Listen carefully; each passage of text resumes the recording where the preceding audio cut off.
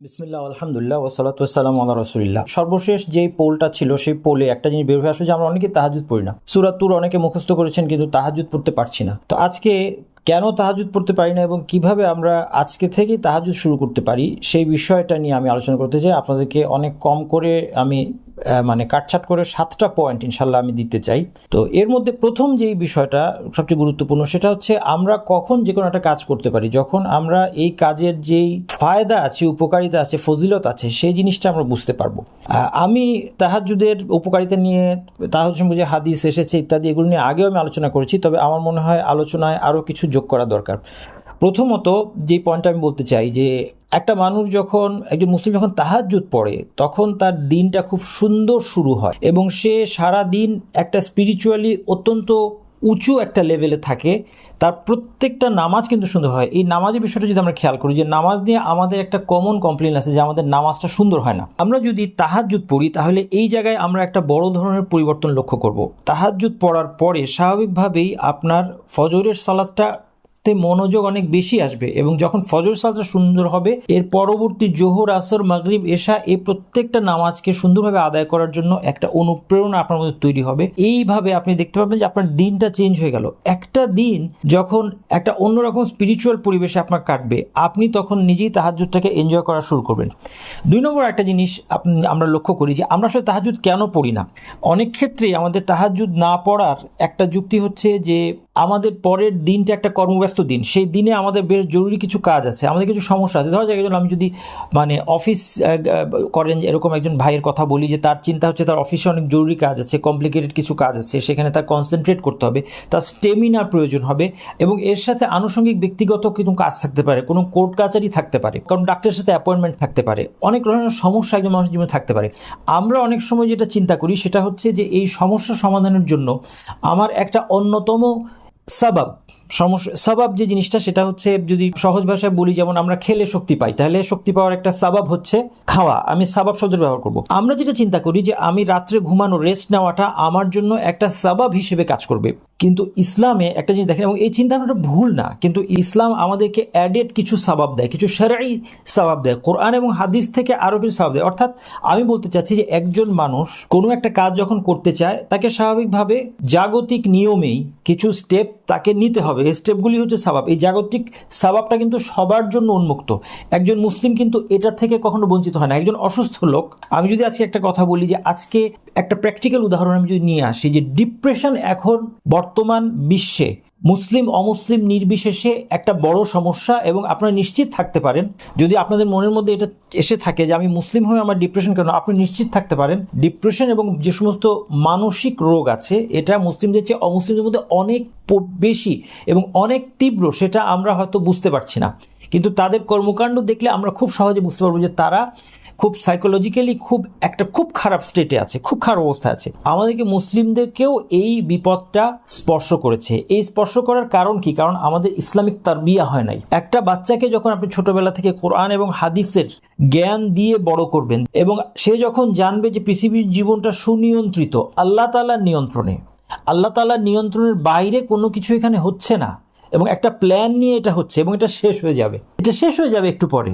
যেমন বাচ্চাটাকে আপনি ইঞ্জেকশন দিতে নিয়ে যান, যখন একটা সুইয়ের খোঁজা সে খায় ডাক্তারের কাছে, তখন সে কান্না শুরু করে দেয়, কিন্তু তারপর সে আবার তাকে আপনি একটা চকলেট দিয়ে তাকে ভুলিয়ে দিলেন এবং তাকে যদি কখনো এরকম নিতেও হয় আপনি বুঝিয়ে নিয়ে যান যে একটা সুইয়ের খোঁজা দিবে বা একটু হয়তো ব্যথা লাগবে, তারপর তুমি ভালো হয়ে যাবে। এই পৃথিবীর জীবনটা তাই, পৃথিবীর জীবনটা শেষ হয়ে যাবে। আমরা মৃত্যুর দিকে দ্রুত এগিয়ে যাচ্ছি। আজ থেকে 5 বছর পরে আমরা অনেকে নাই, 10 বছর পরে আরো অনেকে নাই, আজ থেকে 20 বছর 30 বছর পরে আমরা তো কেউ নাই। আমার জীবনটা শেষ হয়ে যাচ্ছে দ্রুত। এই জিনিসটা যখন বুঝিয়ে একটা বাচ্চা ছোটবেলা থেকে বড় হয়, তারবিয়াটা সমাজ থেকে পায়, তখন সে ডিপ্রেশন থেকে মুক্ত থাকতে পারে। কিন্তু আমরা সেই তারবিয়াটা না পাওয়ায় আজকে বাস্তবতা হচ্ছে যে সাইকোলজিক্যাল যে প্রবলেমগুলো, মানসিক রোগগুলো, এটা মুসলিমদের মধ্যে ছড়িয়ে পড়েছে। এখন একজন মুসলিম হিসেবে আমরা কি বলবো যে একজন ভালো মুসলিম তাদের ডিপ্রেশনের কথা না, আমরা ওষুধ খাবো না? না, ইসলাম এটা বলছে না। এই ওষুধটা হচ্ছে মুসলিম অমুসলিম নির্বিশেষে সবার জন্য সাবাব। এটা অমুসলিমও ব্যবহার করতে পারে এবং এটা মুসলিমও ব্যবহার করবে। সুতরাং কোনো মুসলিম যদি বলে যে না, আমি যেহেতু মুসলিম এই জন্য আমি ডিপ্রেশনের জন্য ওষুধ খাবো না, আমি সাইকিয়াট্রিস্টের কাছে যাব না, আমি শুধু আল্লাহর কাছে দোয়া করবো, এটা ভুল হবে। আপনি ওষুধও খাবেন, আপনি দোয়াও করবেন। একজন অমুসলিম যার ঈমান নাই, তার ডিপ্রেশন দূর করার সাবাব হচ্ছে মাত্র একটা, সেটা হচ্ছে ওষুধ খাওয়া। আপনার ডিপ্রেশন দূর করার সাবাব হচ্ছে দুইটা, ওষুধ খাওয়া এবং আল্লাহর কাছে ধর্ণা দেওয়া। আমরা অনেক শক্তিশালী, কিন্তু আমরা আল্লাহর কাছে, এবং আল্লাহ দিতে চাচ্ছেন, আমরা আল্লাহর কাছে চেয়ে আনতে পারতেছি না। এখানে আমাদের চেয়ে আনতে কোনো একটা ভুল হচ্ছে। যেমন ডাক্তার ওষুধ দেওয়ার জন্য বসে আছে, আমি ডাক্তারের কাছে যাই না, ডাক্তারের কাছে আমি ওষুধ আনতে পারছি না, ঠিক তেমনি আল্লাহ সুবহানাহু ওয়া তাআলা আমার সমস্যার সমাধান দেওয়ার জন্য বসে আছেন, কিন্তু আমি নিয়ে আসতে পারছি না। আমরা যদি চিন্তা করি যে যেমন রাত্রে ঘুমানোটা হচ্ছে আমার একটা জাগতিক উপকরণ, যে আমার পরের দিনে যে কাজগুলো আছে, ঝামেলাগুলো আছে, সেটা সলভ করতে আমার স্টেমিনার দরকার হবে, বিশ্রামের দরকার হবে। ঠিক তেমনি এর চেয়েও বড়, এর চেয়েও এফেক্টিভ, এটা তো আছে, কিন্তু এর চেয়েও একটা এফেক্টিভ উপকরণ হচ্ছে আল্লাহর কাছে আমি সরাসরি চেয়ে নিয়ে আসবো আমার সমাধানটা। মাইয়াদউনি ফাআস্তাজিবা লাহু, আল্লাহ ডাকছেন, প্রত্যেক রাত্রে বান্দাদেরকে ডাকছেন, তাহাজ্জুদের সময় এসে বান্দাদেরকে ডাকছেন। মাইয়াদউনি ফাআস্তাজিবা লাহু, আমি হয়তো এই হাদিসটা অনেকবার বলেছি, কিন্তু আমি হয়তো আমি হাদিসটা ফিল করছি না, আপনারাও ফিল করছেন না, যেজন্য আমরা তাহাজ্জুদ পড়ছি না। নাহলে 50% আমার ভোটে কেন বলছি যে আমরা তাহাজ্জুদ পড়ছি না? কে আমাকে ডাকবে, আমি তার ডাকে সাড়া দিব, আসো আমার কাছে, আসো আমার কাছে নেও, আমি ডাকছি, তুমি আসো, আল্লাহ বলছেন। এটাই তো কথা। মাই ইয়াসআলুনি ফাউতিয়া, কে আমার কাছে চাইবে আমি দিব, আল্লাহ বলছেন আমি দিব, আসো। মহাবিশ্বের স্রষ্টা, যার হাতে সবকিছুর ভান্ডার, সমস্ত আপনার সমস্যার সমাধান, আপনার অফিসের কাজ হোক, হসপিটালের প্রবলেম হোক, কোর্ট কাছারির প্রবলেম হোক, যে প্রবলেমই আপনি বলেন, যে প্রবলেমের জন্য আপনি সারা রাত ঘুমিয়ে আপনি রেস্ট নিচ্ছেন, স্টেমিনা সঞ্চয় করছেন, সেই সমস্যাটার সমাধান তো আপনার এই তাহাজ্জুদের মধ্যে ছিল। এই তাহাজ্জুদটা পড়তে আমার কতক্ষণ লাগে? আমি বলবো যে প্রথমে বন্দেরকে দিয়ে শুরু করবো, যে বন্দের তো কোনো এক্সকিউজই নাই। 15 মিনিট ঘুম স্যাক্রিফাইস করলে, আপনি যদি ফজর নামাজ পড়েন, আপনি আউয়াল ওয়াক্তে ফজর নামাজ পড়বেন, আপনি টাইম দেখে নেন, মনে করেন এখন ঘড়িতে দেখলে দেখবেন 4:45, হয়তো ফজরের ওয়াক্তে শুরু, আপনি 15 মিনিট আগে উঠেন, আপনি 2 রাকাত তাহাজ্জুদ পড়তে পারবেন। আপনার সূরা তুর পড়ার দরকার নেই তাহাজ্জুদে। সূরা তুর মুখস্থ না হয়, আপনি সূরা ফালাক, সূরা নাস, সূরা ফিল, সূরা কুরাইশ দিয়ে আপনি আপনার তাহাজ্জুদের নামাজ পড়ে আপনি আল্লাহর কাছ থেকে চেয়ে নিয়ে আসেন। ইয়াস্তাগফিরুনি ফাগফির লাহু, শেষ বাক্যটা ধরলাম যে ক্ষমা আখিরাতের বিষয়। আখিরাতের বিষয় নিয়ে তো আমরা বেশি চিন্তা করি না, আমরা দুনিয়ার বিষয় নিয়ে চিন্তিত। দুনিয়ার জিনিসটা আমরা আল্লাহর কাছ থেকে চেয়ে আনি না কেন? তাহাজ্জুদে মাত্র 15 মিনিট, তাহলে বন্ধের কোনো এক্সকিউজ নাই। নিয়মিত তাহাজ্জুদ পড়ি, আপনি নিয়মিত মানে একদম প্রত্যেক রাত পড়বেন তা না, আপনি সপ্তাহে 3 দিন অন্তত, আমি একটা মিনিমাম টার্গেট আপনাদেরকে দিলাম যে সপ্তাহে 3 দিন অন্তত আপনি তাহাজ্জুদ পড়েন। ভাইদের ক্ষেত্রে জিনিসটা একটু ঝামেলা, কারণ অনেকখানে মসজিদের জামাতটা, ভাইদেরকে মসজিদে অবশ্যই যেতে হবে। মসজিদে আপনারা কি বাসায় নামাজ পড়ছেন না তো দেখেন, সাবধান, মসজিদে জামাতে নামাজটা পড়তে হবে। আমার দেশে জামাতটা হয় হচ্ছে তাহাজ্জুদ ফজর ওয়াক্ত হওয়ার পর 1 ঘন্টা পরে। তাহলে কেউ যদি এটা পড়তে চায়, তাহলে মোটামুটি তাকে নর্মালি সে ফজরের নামাজ পড়ার জন্য যে সময় উঠতো তার চেয়ে 1 ঘন্টা আগে উঠতে হবে। এই 1 ঘন্টা ঘুমটা আপনি দেখেন যে আপনি অন্য সময় এটা পুষিয়ে নেওয়া যায় কিনা, আপনি ফজরের পরে একটু ঘুমানোর সুযোগ আছে কিনা। আর এই 1 ঘন্টা আপনি হয় 2 রাকাতই নামাজ পড়লেন, আপনার 15 মিনিটই নামাজ পড়লেন, তারপর বাকি সময়টা আপনি দিন শিক্ষা করেন। আপনার তো আরো টার্গেট আছে, সেই আরো কাজকর্ম আছে, সেগুলি না হয় করে আপনার সময়টা আপনার নষ্ট হবে না। হ্যাঁ, কিন্তু একটু আগে উঠলেন, আপনি 1 ঘন্টা, যেই সময়টা আপনি উঠতেন তার চেয়ে 1 ঘন্টা আগে উঠলেন। এটা কি এত কঠিন? এটা এত কঠিন তো হওয়ার কথা না। এটা না, তাহাজ্জুদের এত বড় উপকারিতা আমরা তারপরেও কেন করতে পারছি না? থার্ড যে উপকারিতার কথা বলবো, এরপর নেক্সট পয়েন্টে চলে যাবো, সেটা হচ্ছে যে আল্লাহ সুবহানাহু ওয়া তাআলা এর আগের সূরাতে জান্নাতীদের কথা বলেছেন। সূরা যারিয়াত, আপনারা একটু কম্পেয়ার করে দেখবেন যে সূরা যারিয়াত এবং সূরা তুর অনেকটা একরকম। সূরা তুরের শুরুতে শপথ আছে, সূরা আয-যারিয়াতের শুরুতে শপথ আছে। সূরা আত-তুরে যেভাবে শপথের পর আল্লাহ সুবহানাহু ওয়া তাআলা শাস্তির কথা বলেছেন, জাহান্নামের কথা বলেছেন, যারিয়াতের মধ্যেও তাই। তারপরে জান্নাতের কথা বলেছেন, যারিয়াতের মধ্যেও তাই। এই সূরাগুলির মধ্যে অনেক মিল আছে, কিন্তু তথ্যগুলি একটু ভিন্ন, ভাষাগুলি একটু ভিন্ন। কখনো কোরআন পড়তে গিয়ে আপনি একঘেয়েমে আসবে না। সেখানে আল্লাহ সুবহানাহু ওয়া তাআলা বলছেন, ইন্নাল মুত্তাকিনা ফি জান্নাতি ওয়া উয়ুন, মুত্তাকিরা জান্নাত অর্থাৎ উদ্যানসমূহ এবং উয়ুন ঝর্ণা, নদ নদী এসবের মধ্যে থাকবে, গাছ এবং পানি। মানুষের পৃথিবীতে মানুষ যখন কোনো সুন্দর জায়গা খুঁজে, সেখানে 2টা জিনিস মাত্র খুঁজে, এটা হলো গাছ আর পানি। মাত্র খুঁজে না, এই 2টা জিনিস মাস্ট তার থাকা লাগে, সেটা হচ্ছে গাছ আর পানি। আল্লাহ সুবহানাহু ওয়া তাআলা এই গাছগুলো সৃষ্টি করেছেন, জান্নাতের গাছ এবং জান্নাতের ঝর্ণা। আপনি একটু চিন্তা করেন, একটু কল্পনা করলে আমার মনে হয় যাদের মধ্যে ঈমান আছে তাদের অন্তরটা এখনই বের হয়ে জান্নাতে চলে যেতে চাইবে। ইন্নাল মুত্তাকিনা ফি জান্নাতি ওয়া উয়ুন, সেই গাছ, জান্নাতের গাছ। পৃথিবীর আপনি চিন্তা করেন যে সুন্দর জায়গাগুলো, যেখানে আমরা অনেক সময় আমরা চাইলেও আমরা যেতে পারি না, এর চেয়ে কত গুণে সুন্দর হবে, যেটা আল্লাহ সুবহানাহু ওয়া তাআলা স্বয়ং তার বান্দাদের আপ্যায়নের জন্য সৃষ্টি করেছেন। যেই গাছটার ছায়া অতিক্রম করতে একজন খুব দ্রুতগামী ঘোড়া ছুটিও 100 বছরে এর ছায়াটা ক্রস করতে পারে না। যে ঝর্ণাটা আপনি আপনার মজলিসের মধ্যে, সেখানে সমুদ্র নদী এগুলো তো আছেই, সমুদ্রের তীর আছে, সি বিচ আছে, আপনার মজলিসের মধ্যে যেখান দিয়ে চাইবেন আপনার ঝর্ণাটা সেখান দিয়ে বের হবে, সেখান দিয়ে প্রবাহিত হবে। ইন্নাল মুত্তাকিনা ফি জান্নাতি ওয়া উয়ুন। এবং আরবিগুলো বোঝা সহজ। মুত্তাকি আমরা জানি, মুত্তাকি মানে কি? মুত্তাকি মানে যার তাকওয়া আছে, যে আল্লাহকে ভয় করে। মুত্তাকিন ফি জান্নাত, জান্নাত মানে আমরা জানি জান্নাত, আল্লাহ যে জান্নাত সৃষ্টি করেছেন এর মূল অর্থ হচ্ছে উদ্যান অথবা বাগান, এগুলো গাছপালা ঘেরা জায়গা। ওয়া উয়ুন, অয়ুন হচ্ছে নতুন শব্দ, আপনি শিখে নেন, ঝর্ণা। আখিযিনা মা আতাহুম রাব্বুহুম, সেখানে বসে কি করব? নেক্সট আমাদের মনে প্রশ্ন, সেখানে বসে, ঠিক আছে বসে থাকলাম, গাছপালার মধ্যে বসে আছি, ঝর্ণার মধ্যে বসে, আখিযিনা মা আতাহুম রাব্বুহুম, তাদেরকে আল্লাহ সুবহানাহু ওয়া তাআলা আরো যত গিফট দিয়েছেন এগুলো তারা এনজয় করছে। আখিযিনা, এগুলো নিয়ে তারা বসে আছে, তারা এমনি অনর্থক সেখানে বসে নাই, কোনো কাজ নাই, সময় কাটছে না, না ওয়াল্লাহি তারা অনেক আনন্দের মধ্যে আছে এবং সেই আনন্দের মধ্যে কোনো একঘেয়েমি নাই। লা ইয়াবগুনা আনহা হিওয়ালা, তারা এখান থেকে কোনো চেঞ্জ তাদের দরকার হবে না, মনে হবে না যে আচ্ছা এটা এখন একঘেয়ে হয়ে গেছে জায়গাটা, না।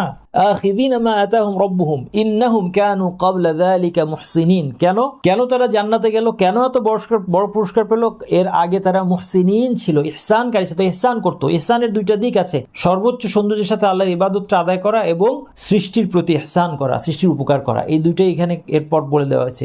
আল্লাহর ইবাদতের ক্ষেত্রে তাদের যে সৌন্দর্যের মধ্যে প্রথম যে বৈশিষ্ট্য, এরপর আল্লাহ বললেন কানু কালিলাম মিনাল লাইলি মা ইয়াহজাউন, কানু প্রথম বৈশিষ্ট্য তাদের ইহসানের নমুনাটা কি, তারা কি ইহসানটা করত? কানু কালিলাম মিনাল লাইলি মা ইয়াহজাউন, তারা রাত্রে অল্প ঘুমাতো। এটার একটা ব্যাখ্যা, এর আরেকটা ব্যাখ্যা বলবো এবং সালাফদের থেকে এই ব্যাখ্যাগুলো আছে, আমি আমার পকেট থেকে বলছি না। একটা ব্যাখ্যা যেটা অবভিয়াস লিঙ্গুইস্টিক্যালি মনে হয়, কানু কালিলাম মিনাল লাইলি মা ইয়াহজাউন, তারা রাত্রেবেলা অল্প ঘুমাতো। এই অল্প ঘুমাইতো মানেও কেউ যদি রাত হচ্ছে শরীয়তের পরিভাষায় মাগরিব থেকে ফজর পর্যন্ত সময়টা হচ্ছে রাত, একজন মুসলিম সে মাগরিব এশা পড়ে তারপরে ঘুমায়, ঘুমিয়ে উঠে যদি আবার তাহাজ্জুদ পড়ে, দেখা যাবে তার রাত্রের মধ্যে ঘুম হয়তো 4.5 ঘন্টা 5 ঘন্টাও যদি সে ঘুমায়, সারা রাত যদি 12 ঘন্টা ধরি সেটাও কিন্তু কম, কারণ বাকি সময় সে মাগরিব পড়েছে, এশার সালাত আদায় করেছে এবং সে তাহাজ্জুদ পড়েছে। এই সব কিছু মিলিয়ে সে রাতের বেশিরভাগ অংশেই সে আল্লাহর ইবাদত করেছে আর অল্প সময় ঘুমিয়েছে, সে এই আয়াতের মধ্যে পড়ে যাচ্ছে কানু কালিলাম মিনাল লাইলি মা ইয়াহজাউন। এটা একটা অর্থ। এই আয়াতের আরেকটা খুব সুন্দর তাফসির আছে, সালাফদের অনেকে এটা বলেছেন, অতীতের মনীষীদের মধ্যে সাহাবী থেকে শুরু করে অনেকে আরেকটা তাফসির বলেছেন, সেটা হচ্ছে এই আয়াতের আরেকভাবে অর্থ করা যায় যে রাতগুলোর মধ্যে এরকম রাত অল্পই থাকতো যেই রাতের সারাটাই তারা ঘুমিয়েছে, কোনো ইবাদত করেনি, এরকম রাতের সংখ্যা তাদের জীবনে খুব কম। তাহলে এই দ্বিতীয় ব্যাখ্যায় গেলে আমরা কিছু কিছু রাত্রিতে হলেও তো তাহাজ্জুদ পড়ার মাধ্যমে এই মুহসিনদের অন্তর্ভুক্ত হতে পারি, তাহলে কত বড় ফায়দা। তারপরে আমরা কেন তাহাজ্জুদ পড়তে পারি না? ইয়াহইয়া বিন মুআজ তিনি বলছেন দাওয়াউল কলবি খামসাতু আশিয়া, অন্তরের দাওয়া, অন্তরের ঔষধ হচ্ছে 5টা জিনিস। কিরাআতুল কুরআন বিত্তাফাক্কুর, চিন্তা ভাবনা করে কোরআন পড়া। আপনাকে অ্যাসাইনমেন্ট দিয়েছিলাম যে কিয়ামতের দিন আল্লাহ পাহাড়ের কি অবস্থা করবে এই সম্পর্কে আয়াতগুলি পাঠান। কেউ এর মধ্যে সূরা মারিয়ামের একটা আয়াত পাঠিয়েছেন যেটা কিয়ামতের দিন পাহাড়ের অবস্থা বলছে না। হ্যাঁ, আপনারা পড়ার সময় নেওয়ার সময় আমি চেয়েছিলাম যে আপনারা একটু পড়বেন, এই সুযোগে একটু পড়া হবে, আপনার দেখা দরকার ছিল যে আয়াতটা কি বলছে, বলা হচ্ছে কিরাআতুল কুরআন বিত্তাফাক্কুর, চিন্তা ভাবনার সাথে কোরআন পড়া। ওয়া খালাউল বাতন, পেট খালি রাখা হচ্ছে অন্তরের দাওয়া। ওয়া কিয়ামুল লাইল, তাহাজ্জুদ। ওয়া তাদাররু ইনদা সাহার, শেষ রাত্রিতে আল্লাহ তাআলার কাছে অনুনয় বিনয় করা। সূরা জারিয়াতে যে আয়াতটা বলছিলাম যেখানে আল্লাহ বলেছেন কানু কালিলাম মিনাল লাইলি মা ইয়াহজাউন, তারা রাত্রে অল্পই ঘুমাতো। তার পরের আয়াতটাই হচ্ছে ওয়া বিল আসহারি হুম ইস্তাগফিরুন, আসহার সেহরির সময় কি করে তারা? ইস্তাগফিরুন, আল্লাহর কাছে ইস্তিগফার করে, এটা তাদের বৈশিষ্ট্য। আর 5 নম্বর দেওয়া হচ্ছে মুজালাসাতুস সালিহিন, সৎকর্মশীলদের সাথে উঠা বসা করা, সৎকর্মের সাথে মেলামেশা করা। 2 নম্বর, আচ্ছা তাহলে আমরা উপকারিতা জানলাম। তাহাজ্জুদের 2 নম্বর বিষয় হচ্ছে তাহাজ্জুদ পড়তে হলে আমরা ইখলাসের অধিকারী হতে হবে। মুতারিফ ইবনে আব্দুল্লাহ, ইখলাস মানে একনিষ্ঠভাবে আল্লাহর জন্য সবকিছু করা। মুতারিফ ইবনে আব্দুল্লাহ শিখির বলেন সালাহুল আমাল বিসালাহিল কলবি ওয়া সালাহুল কলবি বিসালাহিন নিয়া, আমল ঠিক হবে যদি অন্তর ঠিক হয়, আর অন্তর ঠিক হয় কিসের দ্বারা? নিয়ত ঠিক হলে। নিয়ত ঠিক হলে অন্তর ঠিক হয়, অন্তর ঠিক হলে আমল ঠিক হয়। ইবনুল কাইয়িম রাহমাতুল্লাহ আলাইহি বলছেন আলা কদর নিয়াতিল আবদি ওয়া হিম্মাতিহি ওয়া মুরাদিহি ওয়া রাগবাতিহি ইয়াকুনু তাওফীকুহু সুবহানাহু ওয়া ইআনাতুহু। মূল কথা তিনি যেটা বলতে যাচ্ছেন যে নিয়ত অনুপাতে তৌফিক আসবে। আমার তাহাজ্জুদ পড়তে হবে, ইখলাসটা যত স্ট্রং, আমি আল্লাহর জন্য তাহাজ্জুদ পড়বো, আল্লাহর কাছে আমি ক্ষমা চাই, আল্লাহর নৈকট্য চাই, এই জন্য আমি তাহাজ্জুদ পড়বো, আল্লাহর কাছ থেকে তৌফিক আসবে। তারপরে 3 নম্বর হচ্ছে আমরা একটু ফিল করার চেষ্টা করি রাত্রে যে আল্লাহ আমাদেরকে ডাকছেন। এটা একটা বিশাল ব্যাপার। যে কোনো রেসপেক্টেড, যদি পৃথিবীর মানুষের কথা যদি বলি, যে কোনো একজন রেসপেক্টেড কেউ আমাকে ডাকলে আমি কিন্তু শুয়ে থাকবো না, আমি যত কষ্ট হয় আমি যাব। আমার স্রষ্টা আল্লাহ আমাকে ডাকছেন কার জন্য? তার প্রয়োজনে, আমার প্রয়োজন পূরণ করার জন্য ডাকছেন। আমি একটু উঠবো না, 2 রাকাত নামাজ পড়বো না? এরপর আসেন ঘুম। 4 নম্বর পয়েন্ট হচ্ছে আমাদের ঘুমটা ঠিক করতে হবে, আগে ঘুমাইতে হবে। এটা আমাদের মুসলিম উম্মার পরিবারগুলোর অন্যতম সমস্যার মধ্যে একটা। আপনি যদি আপনার পরিবারকে ঠিক করতে চান, এবং আমার কথাগুলো ইনশাল্লাহ পরিবারের জন্য, আমি সবচেয়ে বেশি সাফার করি যখন মুসলিম পরিবারের মধ্যে পারিবারিক কষ্ট দেখতে পাই, যে সন্তানগুলো সুসন্তান হচ্ছে না, এর চেয়ে কষ্টের কিছু আমার কাছে নাই। দাম্পত্য কলহ বলেন, অথবা সন্তান, বিশেষ করে সন্তানগুলোকে ভালো মুসলিম হিসেবে বড় হচ্ছে না, সন্তানগুলো মোবাইল নিয়ে পড়ে থাকতেছে, তাদের স্ক্রিন অ্যাডিকশন হয়ে যাচ্ছে, তারা অন্যান্য খারাপ জিনিসের দিকে ঝুঁকে যাচ্ছে, তারা ইসলামের পথে থাকতেছে না, তারা আল্লাহর পথে থাকছে না, তারা কোরআনের প্রতি তাদের আগ্রহ নাই, দিন শিক্ষার প্রতি আগ্রহ নাই, সালাতের প্রতি আগ্রহ নাই, এটা আমাকে সবচেয়ে বেশি কষ্ট দেয়। ইনশাল্লাহ আমার প্রত্যেকটা কথা পরিবারের জন্য, এবং আপনারা, আমি আশা করি এই কথাগুলো আপনারা যতজন শুনছেন এই প্রত্যেকটা পরিবার যেন চেঞ্জ হয়। এই কথাগুলো আপনাদের পরিবারের জন্য, পরিবারকে আপনারা বলেন, তাদেরকে আপনি শোনান। আমার কথা শোনাতেন সম্ভব না হলে আপনি নিজের মতো করে শোনান, কিছু ছেড়ে দিবেন না, হাল ছেড়ে দিবেন না। পরিবার ঠিক না হলে আমাদের সব কিছু শেষ। আমরা গোটা বিশ্বকে ঠিক করার চিন্তা করে আমরা কিচ্ছু করতে পারবো না যদি আমার নিজের সন্তান জাহান্নামী হয়, আমি নিজের পরিবারকে ঠিক করতে না পারি। আমাদের পারিবারিক অন্যতম প্রবলেম হচ্ছে আমাদের পরিবারের রুটিন। রাত 10টা 10:30টার সময় তারা খেতে বসে, এই 10টা আপনার ঘুমায় যাওয়ার সময় পুরো পরিবারকে বসে মিটিং করে আসেন, আজকে আমরা মিটিং করে ঠিক করি যে আজকে থেকে আমরা আর্লি ঘুমাবো এবং আর্লি উঠবো। এই আর্লি ঘুমানোর অভ্যাস যদি এটা উইদাউট এক্সেপশন সবার থাকতে হবে। এটা এরকম না যে বাচ্চাটাকে শোয়াই দিয়ে আমি রাত জেগে কিছু করব না। বাচ্চা শুয়ে পড়বে, বড়রা শুয়ে পড়বে, বাসার সবাই শুয়ে পড়বে, আবার সবাই ভোরবেলা উঠে যাবে। এই রুটিন যদি আমরা রিসেট করতে না পারি, আমাদের এটা ইসলামিক গ্রোথের পথে একটা বড় বাধা। যেই সিস্টেম আমাদের, যেই রুটিন এখন চলছে, তাহলে আগে ঘুমাতে হবে। অজু করে ঘুমানোর ব্যাপার আসছে, সুন্নাহ, ডান দিক কাতে শোয়ার কথা এসেছে এবং ঘুমানোর আজকার আছে, এগুলি পড়লে, এবং দুপুরে একটু রেস্ট নেবেন, কাইলুলাতুন নাহার, দুপুরের বিশ্রাম একটু নেবেন, তাহলে তাহাজ্জুদ পড়তে সুবিধা হবে। 5 নম্বর হচ্ছে বেশি পানাহার না করা, কাসরাত, বেশি খাওয়া দাওয়া না করাটা, এটা আমাদের তাহাজ্জুদ পড়ার ক্ষেত্রে সহায়তা হবে। পেট খালি থাকাটা, পেট পুরা ভরা না থাকাটা, ইবাদত বলেন, দিনের জ্ঞান অর্জন বলেন, অথবা জাগতিক পরিশ্রম বলেন, এই সব কিছুতে সহায়ক। এরপরে হচ্ছে মুজাহাদাতুন নাফস, 6 নম্বর। আমার নিজেকে ছেড়ে দিলে হবে না যে আমি তাহাজ্জুদ পড়তে পারছি না, না, স্ট্রাগল করতে হবে, প্রতিদিন স্ট্রাগল করতে হবে। কিভাবে পড়বো? চেষ্টা করতে হবে। আরেকজনকে দলে টানি, স্ত্রীকে দলে টানি, স্বামীকে দলে টানি, ছেলেকে বাবাকে দলে টানি, যে আচ্ছা একজন একজনকে উঠানো যায় কি না, কোনো একটা বন্ধুকে দলে টানি, একজন একজনকে হেল্প করা যায় কি না। এবং ফাইনালি আমাদের গুনাহ ছেড়ে দিতে হবে, গুনাহ কমায় আনতে হবে, গুনাহ ছেড়ে দিতে হবে। ইব্রাহিম ইবনু আদহামকে একজন জিজ্ঞেস করলেন, ইন্নী লা আকদিরু আলা কিয়ামিল লাইলি ফাসিফলি দাওয়া, আমি রাত্রে তাহাজ্জুদ পড়তে পারি না, আমাকে এটার ঔষধ দাও। এটার ঔষধ কি? ফাকালা লা তাসিহি বিন নাহার, দিনের বেলায় আল্লাহর অবাধ্যতা করো না। ওয়া হুয়া ইউকিমুকা বাইনা ইয়াদাইহি ফিল লাইল, তিনি রাত্রিতে তার সামনে তোমাকে দাঁড় করিয়ে দিবেন। কত চমৎকার কথা, খেয়াল করেছেন? দিনের বেলায় তুমি যদি গুনাহ না করো, আল্লাহ রাত্রেবেলা তার সামনে তোমাকে দাঁড় করাবেন। আল্লাহর পক্ষ থেকে তৌফিক আসতে হবে। ফাইন্না ওকুফাকা বাইনা ইয়াদাইহি, এরপর বলছেন ফাইন্না ওকুফাকা বাইনা ইয়াদাইহি ফিল লাইলি মিন আযমি শারাফ, রাত্রে যে তুমি তার সামনে দাঁড়াবে, এটা একটা অনেক বড় মর্যাদার বিষয়, এটা একটা স্ট্যাটাস। ওয়াল আসি লা ইস্তাহিকু যালিকা শারাফ, গুনাহগার তো এটা ডিজার্ভ করে না। তাহলে আমাদেরকে তাহাজ্জুদের জন্য গুনাহ ছাড়তে হবে। হাসান আল বসরিকে একজন বলল, ইয়া আবা সাঈদ ইন্নী আবিতু মুআফা ওয়া উহিব্বু কিয়ামাল লাইল ওয়া উরিদ্দু তাহুরি ফামা বালি লা আকুম। তিনি বলছেন যে আমার তো কিয়াম লাইলের প্রতি আমার অনেক আকর্ষণ আছে, আমি পড়তে চাই, আমি অজুর পানি রেডি করে ঘুমাই, কিন্তু কেন আমি উঠতে পারি না? তখন তিনি বলছেন, যুনুবুকা কাইয়াদাতকা, তোমার গুনাহগুলি তোমাকে বেঁধে ফেলছে। দেখেন, এখান থেকে একটা জিনিস লক্ষ্য করা আছে, আমাদের সালাফরা খুব অনেস্ট ছিলেন। আমরা অনেক সময় মনে করি যে ভালো মানুষ হওয়ার অর্থ হচ্ছে আমরা কাউকে কোনো অ্যাডভাইস দিব না। সালাফরা কিন্তু অনেক চাচাচোলা অ্যাডভাইস দিতেন এবং মানুষ তাদের সেন্সিটিভিটির কারণে সেই অ্যাডভাইসটা নিতেন। অ্যাডভাইসটা ঝাল ঝাড়ার জন্য হলে হবে না, এটাও আমাদের দোষ আছে। আমরা অ্যাডভাইস দিই আসলে অনেক সময় ঝাল ঝাড়ার জন্য, সেটাও যেমন করা যাবে না। আবার একটা মানুষকে যার স্পষ্ট কথার দরকার যে আপনার গুনাহ ছেড়ে দেন, তাকে বলতে হবে যে আপনি গুনাহ করছেন, এই জন্য আপনি পারছেন না, আপনার গুনাহ ছেড়ে দেন, আপনার এই কাজটা আপনি ছেড়ে দেন, আপনি গীবত করতেছেন, আপনি গীবতটা বন্ধ করেন, আপনার এই রোজগারটা হারাম, আপনি এটা থেকে বের হয়ে আসেন, আপনি শিরকে লিপ্ত, আপনি শিরক থেকে বের হয়ে আসেন। সে যে হোক, আপনার বাবা হোক, আপনার মা হোক। ইব্রাহিম আলাইহিস সালাম নিজের বাবাকে বলেছে, ইয়া আবাতি লা তুশরিক বিল্লাহ, ইয়া আবাতি আফওয়ান বলেছেন, ইয়া আবাতি লিমা তা'বুদু, বাবা লিমা তা'বুদু মা লা ইয়াসমাউ ওয়া লা ইউবসিরু ওয়া লা ইউগনি আনকা শাইআ, কেন এই জিনিসের ইবাদত করছেন যা শুনতে পায় না, দেখতে পায় না এবং আপনার কোনো কাজে আসে না? বাবাকে বলছেন, বাবা রাগ করেছেন, রাগিবুন আনতা আন আলিহাতি ইয়া ইব্রাহিম লা ইল্লাম তানতাহি লা আরজুমান্নাকা ওয়াহজুরনি মালিয়া, রাগ করেছে কিন্তু বলতে হবে। বলছেন আপনার বাসায় যদি আগুন লাগে আর আমি খুব হাত কতলাই আপনার সামনে দাঁড়ায় ভদ্রভাবে, বলতে পারছি না সংকোচে, আপনার বাসায় আগুন জাগতে যান, আপনার বাসায় আগুন লেগে গেছে, তাহলে আপনি যখন বাসা পুরো ছাই হয়ে যাবে, আপনি আমাকে বলবেন যে কেন তুমি আমাকে বললে না। তো সেই জন্য দেখেন হাসান আল বসরি খুব স্পষ্টভাবে বলে দিলেন, যুনুবুকা কাইয়াদাতকা, তোমার গুনাহ তোমাকে বেঁধে রেখেছে, তোমার গুনাহর কারণে তুমি উঠতে পারছো না। তারপর তিনি বললেন, ইন্নাল আবদা লা ইউযনিবু যামবা ফায়ুহরামু বিহি কিয়ামুল লাইলি ওয়া সিয়ামুন নাহার। বান্দা একটা গুনাহ করে, সেই গুনাহের কারণে সে কিয়ামুল লাইল এবং সিয়ামুন নাহার, সকালের রোজা রাখা থেকে বঞ্চিত হয়। এই গেল কিয়ামুল লাইল। এবার আসেন সূরা আত-তুর আমাদের অন্তরকে প্রভাবিত করতে পারছে না কেন? একজন সাহাবীর ঘটনা শুনে, জুবাইর বিন মুতঈম তিনি বলছেন, সামি'তু আন-নাবিয়্য সাল্লাল্লাহু আলাইহি ওয়াসাল্লাম ইয়াকরাউ ফিল মাগরিবি বিত-তুর।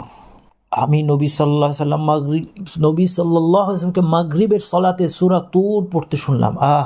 আপনি একটু কল্পনা করেন অবস্থাটা। আজকে আমরা শেখ সুরাইম এবং মক্কা মদিনার শেখদের অথবা কারীদেরকে যখন তিলাওয়াত করতে শুনি, আপনারা কি শুনেছেন? আপনার একটু ইউটিউবে ঘোরাঘুরিটা ভালো না, কিন্তু একটু সার্চ করে তাও এটা শুনবেন। শেখ সুরাইমের তেলাওয়াতটা শুনবেন। অনেক পুরানোর তেলাওয়াত আছে, নতুন তেলাওয়াত আছে, সেভাবে পরিবর্তন হবে না। লাউ আনজালনা হাযাল কুরআনা, কেন আমাদের অন্তরটা এরকম পাথরের মতো কঠিন হয়ে গেল? আল্লাহ তাআলা তো বলেছেন, লাউ আনজালনা হাযাল কুরআনা আলা জাবালিন লারাআইতাহু খাশিয়াম মুতাসাদ্দিআম মিন খাশিয়াতিল্লাহ। পাহাড়ের উপর একে অবতীর্ণ করলে আল্লাহর ভয়ে পাহাড় বিনীত হয়ে চূর্ণ বিচূর্ণ হয়ে যেত, পাহাড়টা ভেঙে গুঁড়া হয়ে যেত যদি পাহাড়ের উপর আমি অবতীর্ণ করতাম। আমাদের অন্তর আজকে কিভাবে এত কঠিন হয়ে গেল? গুনার এত মোটা প্রলেপ আমরা কিভাবে ফেললাম আমাদের অন্তরে, যে এই কোরআন আমাদের মনের মধ্যে কোনো প্রভাব সৃষ্টি করতে পারছে না। অথচ এই কোরআন শুনে কঠিন অবিশ্বাসীরা তারা মুসলিম হয়েছে। আমি বলেছিলাম বা কোথাও লিখেছিলাম যে ওমর রাদিয়াল্লাহু আনহু, সেই ওমর রাদিয়াল্লাহু আনহু কীরকম কঠিন মানুষ ছিলেন, তারপরে তিনি কীরকম সোনার মানুষ হয়েছেন। যেই মানুষগুলো তাদের নিজেদের মেয়ে ছেলেদেরকে বাচ্চাদেরকে জীবন্ত পুঁতে ফেলতে পারতো, যেটা আমরা আজকে কারো বাচ্চাকে, আমার জানি না বাংলাদেশে অনেক ঘটনা অবশ্য হয়, এখন বলতে পারছি না, কিন্তু আমি নিজের কথাই বলি, সারা দেশের মানুষের সাক্ষ্য দিয়ে দরকার নাই। অন্তত আমি মনে করি আমরা আমাদের শত্রুর বাচ্চাকেও পুঁতে ফেলতে পারবো না কোনোদিন। তাহলে তারা কত কঠিন ছিল, কিভাবে তারা পরিবর্তন হলো। তাহলে কি আমরা তাদের চেয়ে আমাদের অন্তর কঠিন হয়ে গেছে আজকে? আমরা বিশ্বাসী হওয়া সত্ত্বেও, মুসলিম পরিবারে আমাদের জন্ম হওয়া সত্ত্বেও, ছোটবেলা থেকে আমরা এগুলো অনেক কিছু শুনে আসছি, আমার মধ্যে ইসলামের ইয়ে থাকা সত্ত্বেও আমাদের প্রভাব হচ্ছে না। দেখেন নবী সাল্লাল্লাহু আলাইহি ওয়াসাল্লাম পড়ছেন, যেটা বলছিলাম, শেখ সুরাইমের তেলাওয়াত যদি এত ভালো লাগে, তাহলে নবী মুহাম্মদ সাল্লাল্লাহু আলাইহি ওয়াসাল্লাম যখন সূরা তুর পড়ছেন মাগরিবের সালাতে, এবং সেই যুগে যখন তাশউইশ নাই, কোনো ধরনের আওয়াজ, গাড়ি হর্ন দিচ্ছে না, সব কিছু চুপচাপ শুনশান, অন্ধকার নেমে এসেছে, আলো নাই, কিচ্ছু নাই, নবী মুহাম্মদ সাল্লাল্লাহু আলাইহি ওয়াসাল্লাম সূরা তুর পড়ছেন। আল্লাহু আকবার। তারপর তিনি বলছেন সেটার এফেক্ট কি হতে পারে আপনি চিন্তা করেন। তিনি বলছেন, ফালাম্মা বালাগা হাযিহিল আয়া, সূরা তুরের মধ্যে শেষের দিকে আমরা পড়ব এই আয়াতটা যখন আসলেন, আম খুলিকু মিন গায়রি শাইইন আম হুমুল খালিকুন। এই আয়াতগুলোর মধ্যে নাস্তিকতার ব্যাপারে খুব কনসাইজ কিন্তু খুব ডিসাইসিভ কথা আছে। নাস্তিকদের সাথে হাজার হাজার বহুদূর বিতর্কের কোনো দরকার নাই, কিছু বেসিক পয়েন্ট তুলে ধরা যথেষ্ট। তারপরে যে চোখ বন্ধ করতে চোখ বন্ধ করে থাকবে। তার মধ্যে একটা হচ্ছে এই আয়াতটা, আম খুলিকু মিন গায়রি, এটা আমরা এখন বিস্তারিত আলোচনা করবো না, খালি আয়াতের অর্থ বলছি। আল্লাহ বলছেন আম খুলিকু মিন গায়রি শাইইন, তারা কি স্রষ্টা ছাড়াই সৃষ্টি হয়েছে? আম হুমুল খালিকুন, তাহলে অপশন কি? তাহলে অপশন হচ্ছে তারা নিজেরাই নিজেদের স্রষ্টা। আম খালাকুস সামাওয়াতি ওয়াল আরদ, আর এই যে বাকি সব কিছু মহাবিশ্বটা কে সৃষ্টি করলো? বাল লা ইউকিনুন, আসল সত্যি কথা হচ্ছে তাদের কোনো ইয়াকিন নাই। মডার্ন টার্মিনোলজিতে তাদের ইয়াকিন নাই, মানে হচ্ছে তারা আসলে কি, তারা নিজেরাই বলে আমরা অ্যাগনস্টিক। আম ইনদাহুম খাযাইনু রাব্বিক আম হুমুল মুসাইত্তিরুন। এই আয়াতগুলো যখন পাঠ করেন, জুবাইর বিন মুতঈম বলছেন, কাদা কলবি আইয়াতির, আমার অন্তরটা এই দেহের মধ্যে থাকতে পারছে না। তিনি তখন অবিশ্বাসী, এবং এই সূরা তুরের তিলাওয়াত শোনাটা তার ইসলামের কারণ হয়েছিল। তিনি পরে ইসলাম গ্রহণ করে জুবাইর বিন মুতঈম রাদিয়াল্লাহু আনহু। আসেন আমরা এবার সূরা তুরের আজকের আয়াতে চলে আসি। ইনশাআল্লাহ অন্তর যদি কঠিনও হয়, একটু একটু করে অন্তরকে ঔষধ দিতে হবে। আজ থেকে 1 মাস 2 মাস যাক, ইনশাআল্লাহ আমাদের অন্তর অবশ্যই নরম হয়ে আসবে, ইমপ্রুভ করবে, হতাশার কোনো কারণ নাই।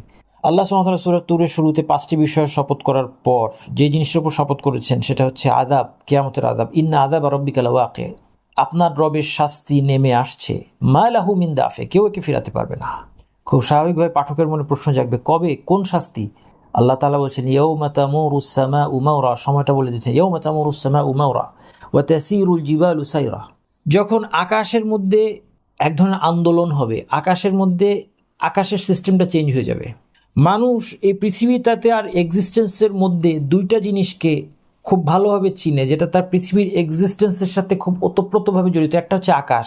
একটু আগে আল্লাহ সুবহানাহু ওয়া তাআলা সাকফুল মারফু শপথ করেছেন, সমুন্নত আকাশের শপথ করেছেন।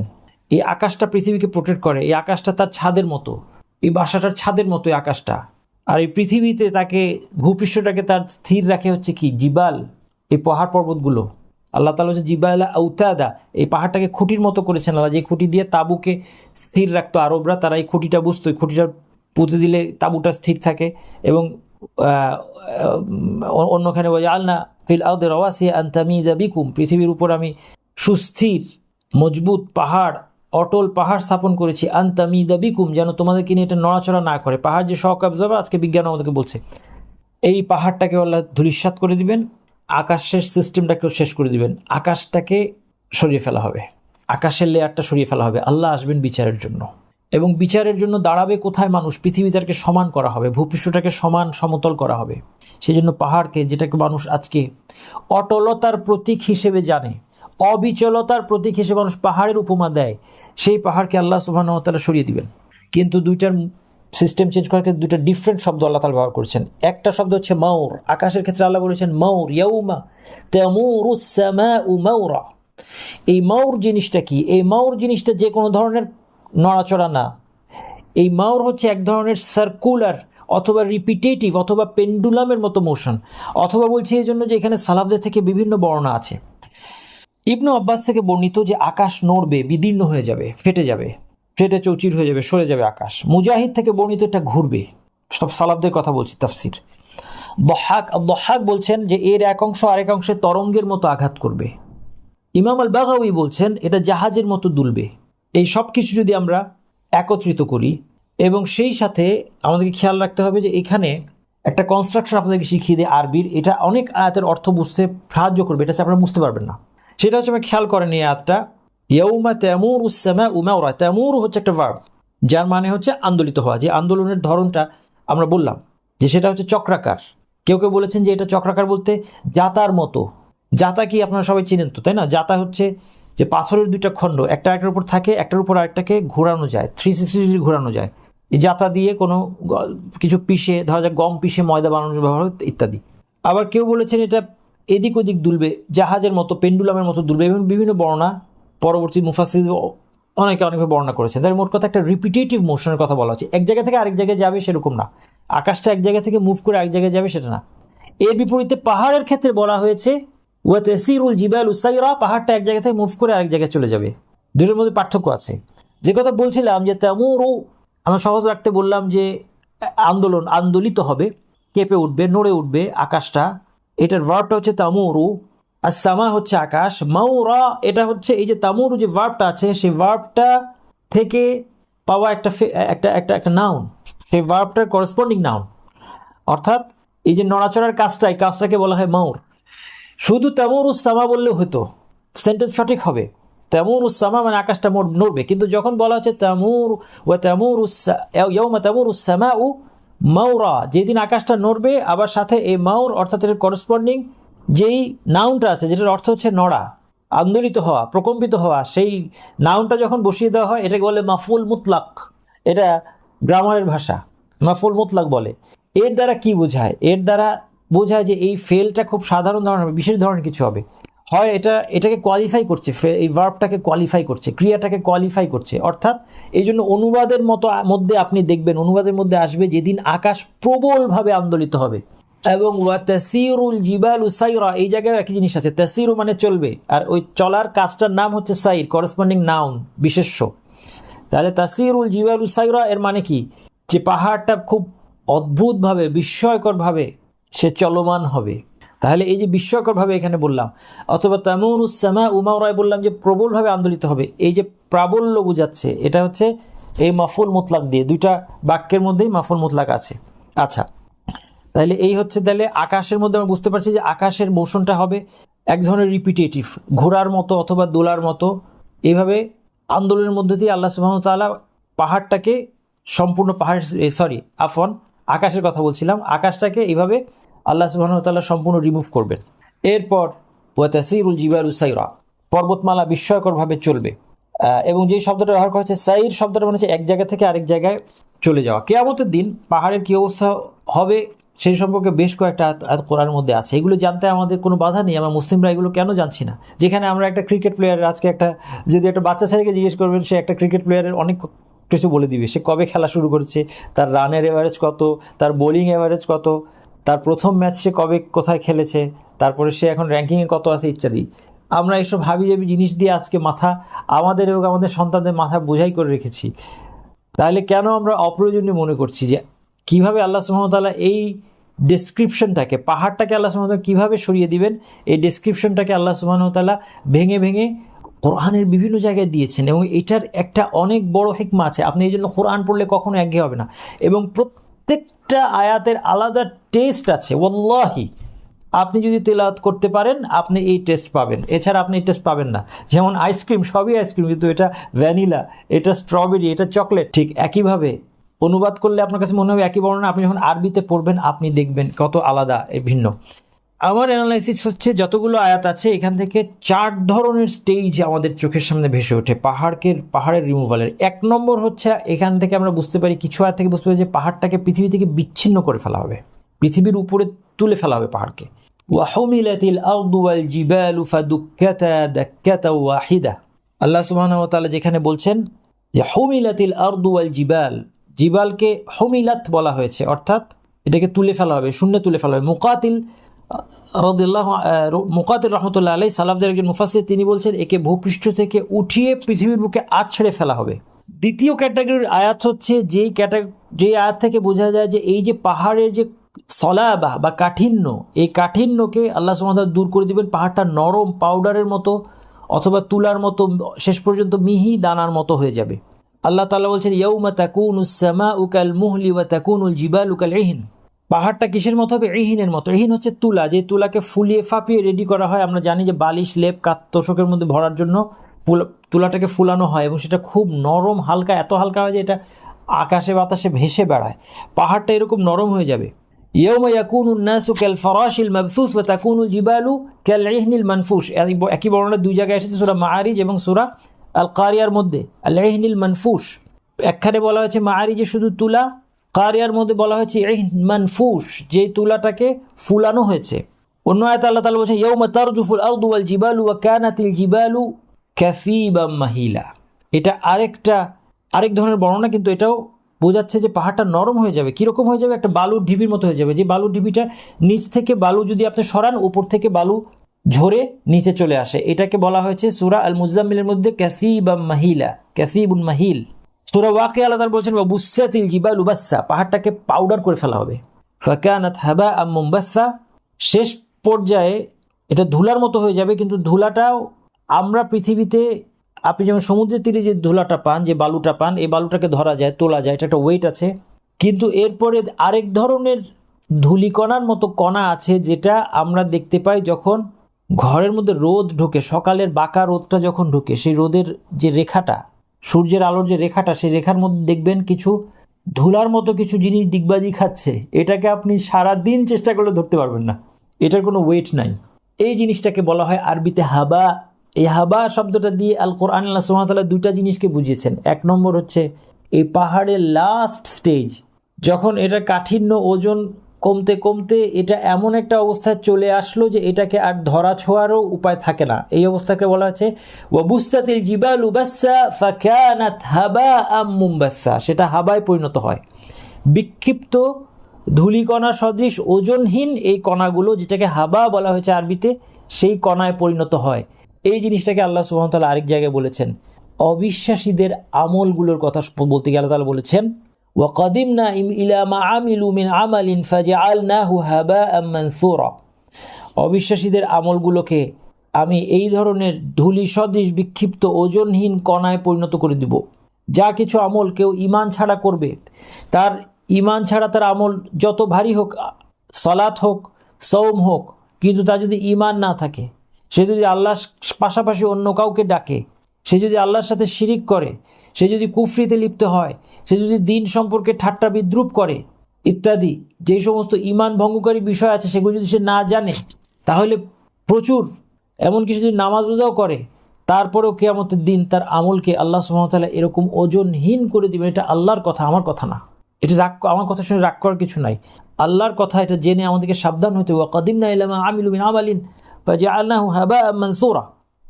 তাহলে এই হাবা, এটা এখানে বলা আছে সূরা ওয়াকিয়া, ওয়া বুসসাতিল জিবালু বাসসা ফাকানাত হাবাআন মুনবাসসা, এবং সূরা আল মুরসালাতে বলা হচ্ছে ওয়া ইযাল জিবালু নুসিফাত, পাহাড়টাকে গুঁড়া করে পাউডার করে দেওয়া হবে। 3 নম্বর যে আয়াত থেকে বোঝা যায় যে পাহাড়টা শূন্যে ভেসে বেড়াবে, এটা হচ্ছে 3rd ক্যাটাগরির আয়াত। আকাশটা শূন্যে ভাসবে, তার মধ্যে আছে আমাদের এই সূরা তুরের এই আয়াতটা, ওয়া তাসিরুল জিবালু সাইরা ওয়া তারাল জিবালা তাহসাবুহা জামিদাতান ওয়া হিয়া তামুররু মাররাস সাহাব। সম্ভবত সূরার নামলে, আমার সূরার নামটা ভুল হতে পারে, আল্লাহ মাফ করুক। তুমি পাহাড়টাকে দেখছো, তুমি ভাববে যে এটা জামিদা, এটা শক্ত কিছু, কিন্তু ওয়াহিয়া তামুররু মাররাস সাহাব, কিন্তু মেঘের মতো এটা এক জায়গা থেকে এক জায়গায় চলতে থাকবে, এটা শূন্যে ভাসবে।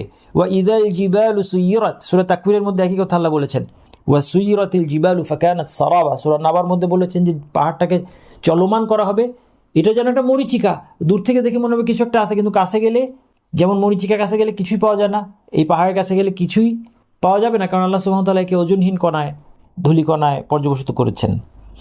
এবং শেষ যেটা 4th ক্যাটাগরির আয়াত, কিয়ামতের পাহাড়ের কী অবস্থা হবে সেই সংক্রান্ত, সেই আয়াত যে এই সমস্ত আয়াত যেখানে বলা হচ্ছে যে পাহাড়টাকে আল্লাহ সুবহানাহু ওয়া তাআলা সম্পূর্ণরূপে বিলীন করে দিয়ে পৃথিবীটাকে সমান করে দিবেন।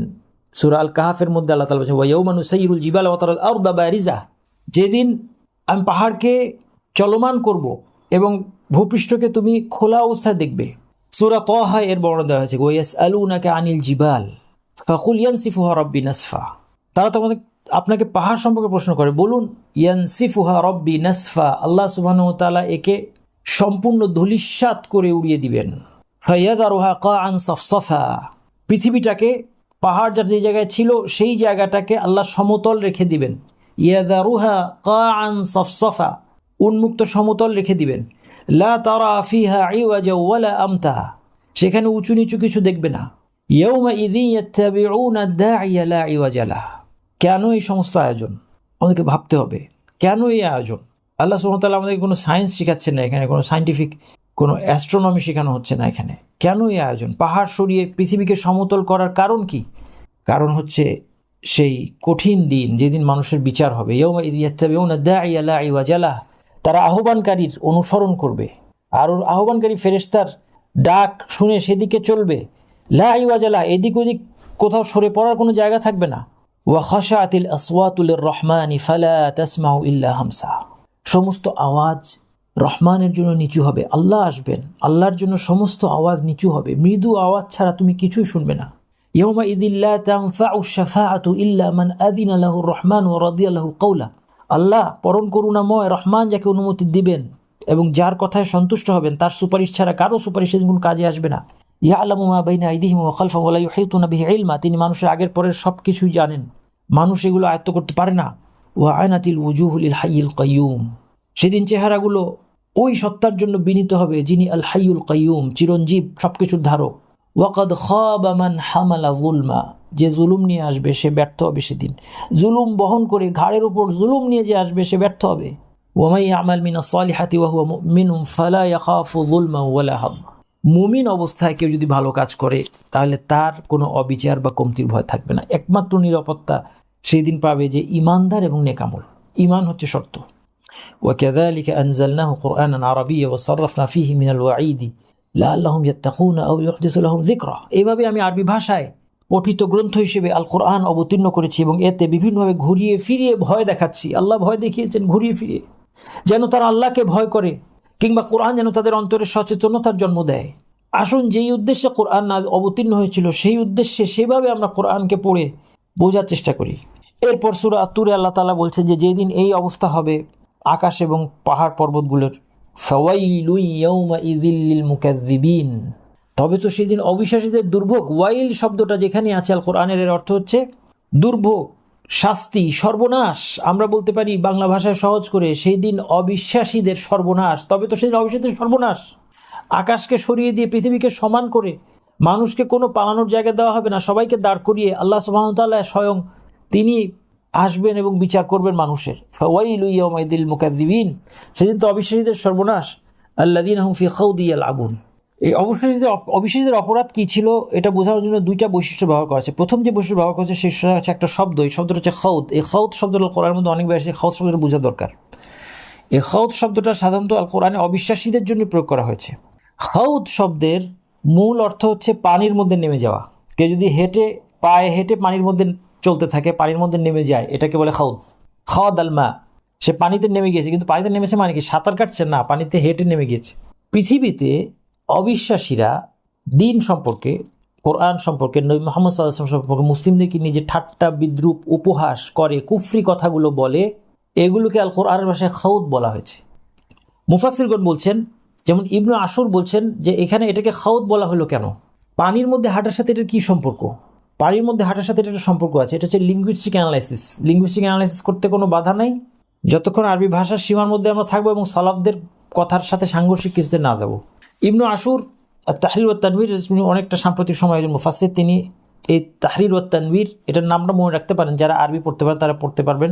সেখান থেকে সব কিছু নেবেন না, সেখান থেকে হচ্ছে আরবি ভাষার কিছু অ্যানালাইসিস নিতে হবে, কিন্তু তার আগে আরও কাজ আছে। যাই হোক, তিনি বলছেন যে পানিতে কেউ যদি নেমে যায় এবং হাঁটতে হাঁটতে পানির মধ্যে সে চলতে থাকে, তার প্রতি কী হয়? কষ্ট হয়। এর মধ্যে একটা তাকাল্লুফ আছে, তাকে পানির চাপের বিরুদ্ধে কষ্ট করে হাঁটতে হবে। ঠিক সেভাবে খৌদ হচ্ছে যখন তারা অনেক চেষ্টা করে, অনেক কষ্ট করে, যেখানে কোনো দোষ নাই সেখান থেকে খুঁজে খুঁজে তারা দোষ বের করে এবং এগুলোকে, এই কথাগুলোকে, বাতিল কথাগুলোকে তারা সৌন্দর্যমণ্ডিত করে। তারা খুঁজে খুঁজে, আপনারা কি দেখেন না, তারা খুঁজে খুঁজে কোরআনের মধ্যে দোষ বের করে, তারা খুঁজে খুঁজে নবী মুহাম্মদ সাল্লাল্লাহু আলাইহি ওয়াসাল্লামের দোষ বের করে, তারা দ্বীনের দোষ বের করে। এটা হচ্ছে তাদের খৌদ। নাজমুদ্দুরার একটা তাফসীর গ্রন্থ আল বিকাই এর লেখক, এই বিষয়ে আজকে আমি আলোচনা করব না, এটা আপনাকে নোটে দিয়ে দিব। আমার আজকে আলোচনা মোটামুটি শেষের দিকে, আমি জাহান্নামের একটু বর্ণনা আছে, সেটা পড়ে শেষ করে দিব। আরও যেই সিলেবাসে আমাদের যে আলোচনাগুলো ছিল এর মধ্যে 2-3টা পয়েন্ট আপনাদেরকে আমি নোট দিয়ে দিব, আপনারা পড়ে নেবেন। এটা পড়ে বুঝতে আপনার কঠিন হবে না, সহজ হবে ইনশাল্লাহ। তিনি বলছেন যে এখানে পানিতে নামার কথা বলার মাধ্যমে বোঝানো হয়েছে, যখন কেউ পানিতে হাঁটে তখন সে কোথায় পা ফেলছে সে দেখতে পায় না, এবং সে হতে পারে যে কোনো একটা গর্তের মধ্যে সে তলিয়ে গেল সে খেয়াল না করার কারণে। তাহলে এই হচ্ছে তাদের অবস্থা।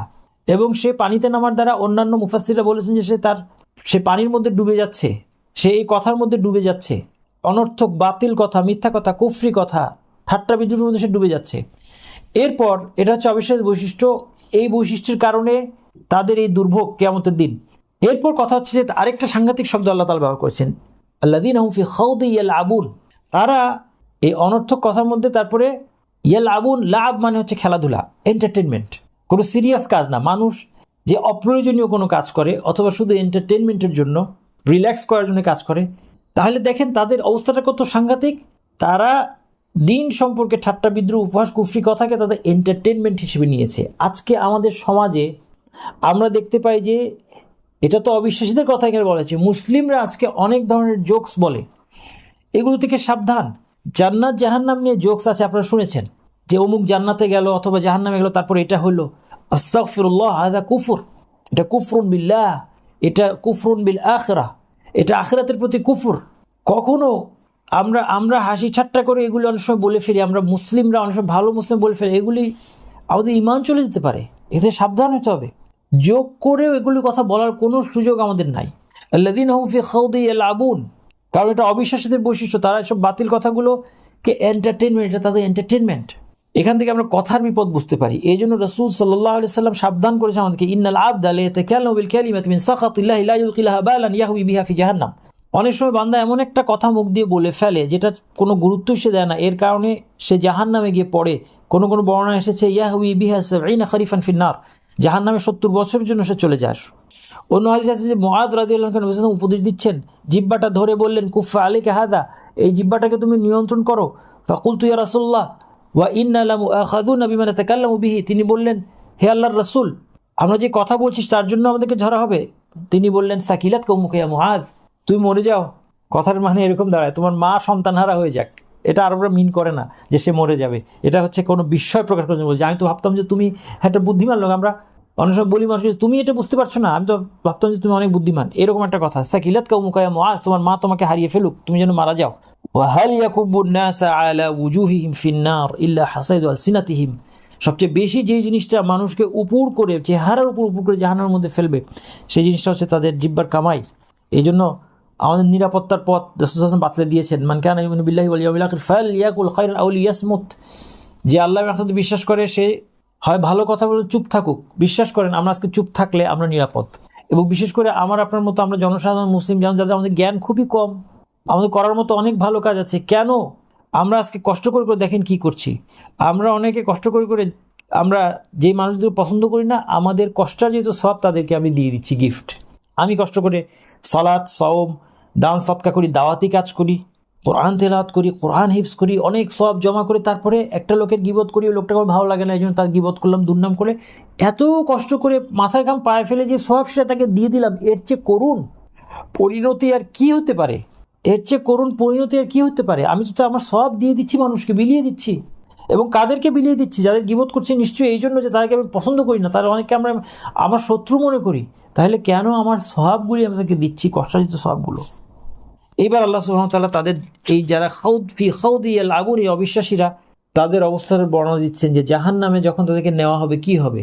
ইয়াউমা ইউদাউনা ইলা নারি জাহান্নামা দাআ, যেদিন তাদেরকে অসহনীয় কঠোর ধাক্কা দিতে দিতে জাহান্নামের দিকে নিয়ে যাওয়া হবে। জাহান্নামের দিকে কাউকে আদর করে নেওয়া হবে না। ভাইয়েরা আমার, জাহান্নাম আল্লাহ সুবহানাহু ওয়া তাআলা অকল্পনীয় টর্চারের জন্য সৃষ্টি করেছেন।